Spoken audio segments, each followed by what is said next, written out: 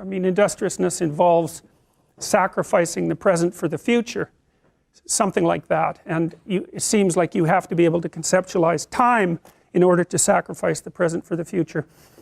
One of the things that I would recommend that you do as students in this course, and maybe in every course, speaking of industriousness, is come up with a plan of attack for the course and use a scheduler. You know, if you treat your university career like a full-time job, you're much more likely to succeed, and if you keep up on the readings and you keep up on the essays and all of that, then you're much less likely as well to fall into despair when you get too far behind.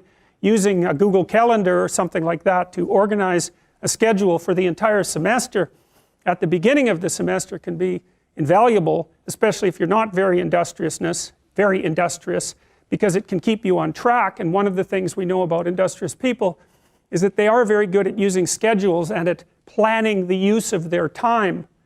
And so I would like to say that you should all be smarter, but I don't know how you could be smarter.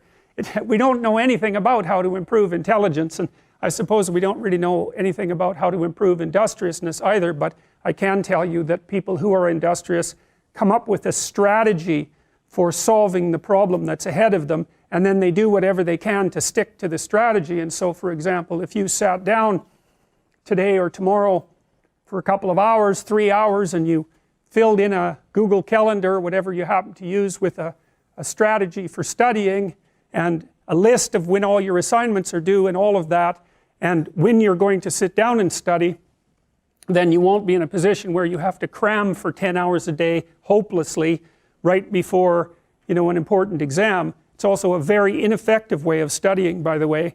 I mean, first of all, people who cram for 10 hours say they're studying for 10 hours, but they rarely are because, well, I can't study for 10 hours. I don't have the power of concentration that would enable me to do that for that prolonged period of time.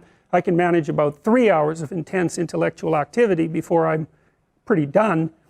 And it's also the case that if you study and then sleep and then study and then sleep and then study and then sleep, you space it out, then you're much more likely to remember. It's also much more likely that you're much more likely to remember if you try to recall the material, and so highlighting and that sort of thing isn't very useful, but reading, closing the book, summarizing what you've read without opening the damn book, that's useful. And the reason for that is that you're practicing remembering, and that's what you have to practice. If you're practicing memorization, you have to practice remembering. You don't just go over the thing over and over. That'll help you with recognition memory, but it won't help you with recall memory.